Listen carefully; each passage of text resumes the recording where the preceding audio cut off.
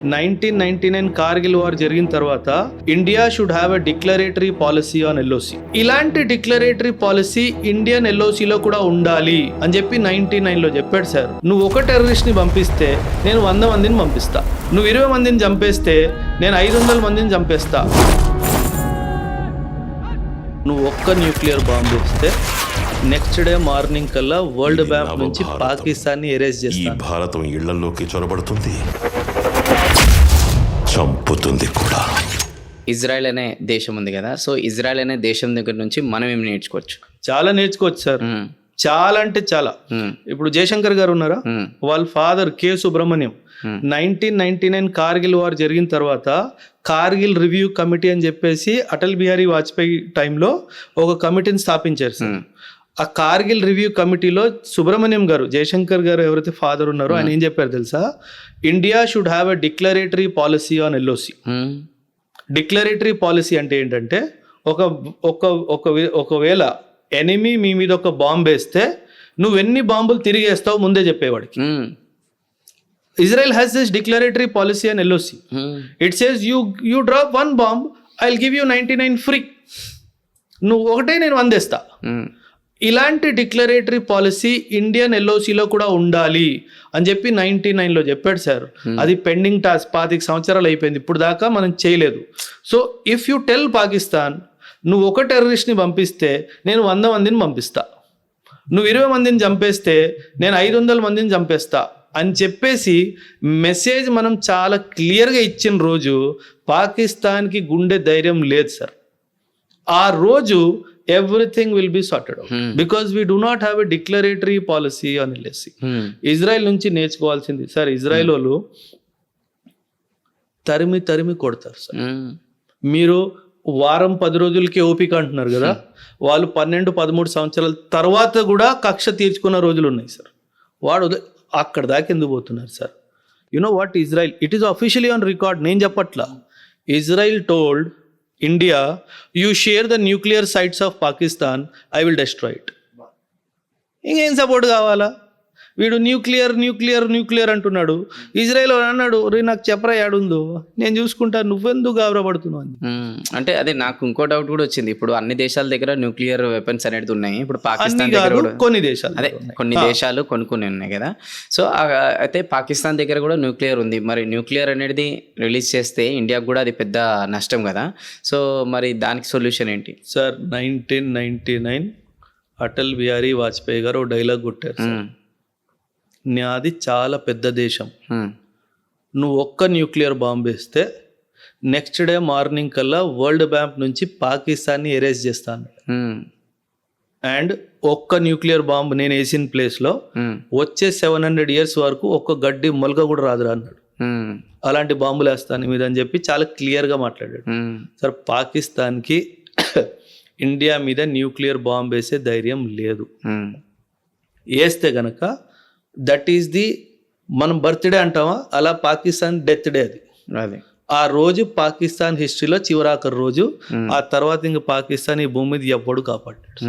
Because the way we retaliate, and వాడు nuclear bomb వేస్తున్నాడు అని మనకు తెలిస్తే మనం చూస్తూ ఊరుకోం సార్.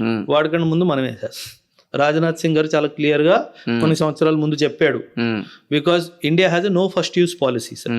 అంటే ఫస్ట్ నేను వాడను అని చెప్పేసి ఒక పాలసీ మనం ఉంది ఇండియాస్ న్యూక్లియర్ డాక్ట్రిన్ లో. కానీ రాజ్నాథ్ సింగ్ గారు 4-5 సంవత్సరాల ముందు ఏమన్నాడంటే, if I get a clear intelligence that you are going to use nuclear weapon on me, I will not wait for you to use it on me, I will respond before you అన్నాడు. So ఆ intelligence మనకు వస్తే దానికన్నా ముందు పాకిస్తాన్ సంకనాగిపోయింది. అసలు ఈ పాకిస్తాన్ అనేది కాశ్మీర్ మాది అని చెప్పేసి ఎందుకు అంటుంది అసలు? సార్ తెలివి తక్కువదనాన్ని డిఫైన్ ఎట్ట చేయాలి సార్? వాళ్ళకి అసలు ఏ ఆధారమే లేదు సార్. కాశ్మీర్ మాది అని చెప్పే ఒక డాక్యుమెంటు, ఒక ప్రూఫ్, ఒక హిస్టారికల్ రిఫరెన్సు అసలు ఏమీ లేదు sir. Because the J&K king Maharaja Hari Singh తను టైం తీసుకున్నాడు డిసిషన్ తీసుకోవడానికి, ఇండియాకి రావాలా పాకిస్తాన్కి వెళ్ళాలా అన్నది. ఆ టైం గ్యాప్లో వీళ్ళు దాడి చేసి ట్రైబల్స్ని యూజ్ చేసి, వీళ్ళ ఆర్మీ సోల్జర్స్ని యూజ్ చేసి కశ్మీర్ని స్వాధీనించుకున్నారు. So 1/3 of the Kashmir is with Pakistan. 70%, 60% మన దగ్గర ఉంది, 30% వాళ్ళ దగ్గర ఉంది. ఆ 30% ఏది అంటే 1947లో అక్రమంగా దాడి చేసి తీసుకున్న కశ్మీరే వాళ్ళ దగ్గర ఉంది. అదే మనం ఇప్పుడుకొచ్చి తీసుకోలేదు. నేను అదే చెప్పాను మీకు. అసలు వాడి దగ్గర ఎలాంటి హక్కు లేదు. ఒక డాక్యుమెంట్ కానీ, ఒక హిస్టరీ రిఫరెన్స్ కానీ అసలు హక్కే లేదు సార్ వాడు.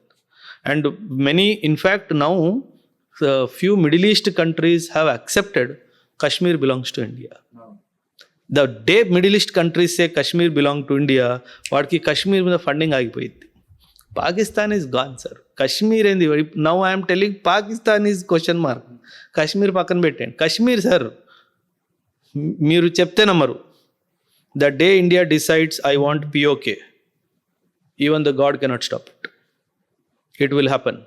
We have 14 lakh standing army, a political will, a trained soldier, equipment required to do it.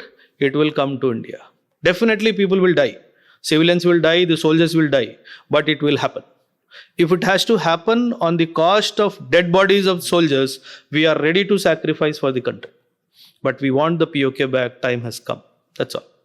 ఇప్పుడు ప్రస్తుతానికి పాకిస్తాన్ ఆర్థిక పరిస్థితి అనేది ఎలా ఉంది? ఇంతగానం జరుగుతుంది కదా సార్. శూన్యం. అడుక్కునే బతుకులు వాళ్ళు సార్. సిటిజన్షిప్ అమ్ముకొని, యూనివర్సిటీల స్థలాలు అమ్ముకొని, సామాన్లు తెచ్చుకొని బతుకుతున్న దేశం అది. ఆర్థిక పరిస్థితి ఏదో ఏదో ఏదో కమిటీ రిపోర్ట్ సార్, కమిటీయో ఏదో ఫైండింగ్ రిపోర్ట్. ఒకవేళ ఫుల్ స్కేల్ వార్ జరిగితే, ఇప్పుడు ఒక ఫుల్ స్కేల్ వార్ జరిగితే $135 బిలియన్ ఖర్చు పాకిస్తాన్కి వస్తుంది. $135 బిలియన్. పాకిస్తాన్ దగ్గర $1 బిలియన్ కూడా లేదు సార్. చెప్తున్నారు అడుక్కునే బతుకులు ఉన్నాయి వాళ్ళకి. వాళ్ళు ఎక్కడ సార్? వాళ్ళు ఓన్లీ వాళ్ళ జనాలకి ధైర్యం చెప్పడానికి వాళ్ళ పాకిస్తాన్ పొలిటీషియన్స్ కానీ, మిలిటరీ లీడర్స్ కానీ మేము భారతదేశానికి తగైన జవాబు చెప్తాము అని మాట్లాడుతున్నారు. కానీ ground level is zero sir. Ground level sir already Pakistan army వాళ్ళు భయపడి పారిపోతున్న ఘటనలు ముందుకు వస్తున్నాయి. ఎందుకంటే సార్ 93,000 మంది సరెండర్ అయ్యారు. ఇది మీ దేశము, ధైర్యం లేకుండా పోరాడకుండా సరెండర్ అయిన దేశము. వాళ్ళని పట్టుకొని నా మీద గెలుస్తానంటున్నావా? సో వాళ్ళకి ఎందుకంటే సార్ సింపుల్ సార్, మనం చేస్తుంది రైట్ అన్నదే మన ధైర్యం. వాళ్ళకి అక్కడ రైట్ అన్న ఫీలింగ్ లేకపోతే ధైర్యం ఎక్కడి నుంచి వస్తుంది sir? I see lot of YouTube shorts and other things. చాలాసార్లు Pakistan nationals are telling we don't want Kashmir యార్, it is not ours, it is India's, give it. No, మనం మంచిగా చూసుకుందాం. వాళ్ళకు ప్రజలకు వచ్చిన క్లారిటీ దేశం నడుపుతున్న పొలిటీషియన్స్కి, మిలిటరీ వాళ్ళకి రావట్లేదు అంటే అర్థం ఏంటి? వాళ్ళకి దాంతో డబ్బు వస్తుంది కాబట్టి. అందుకే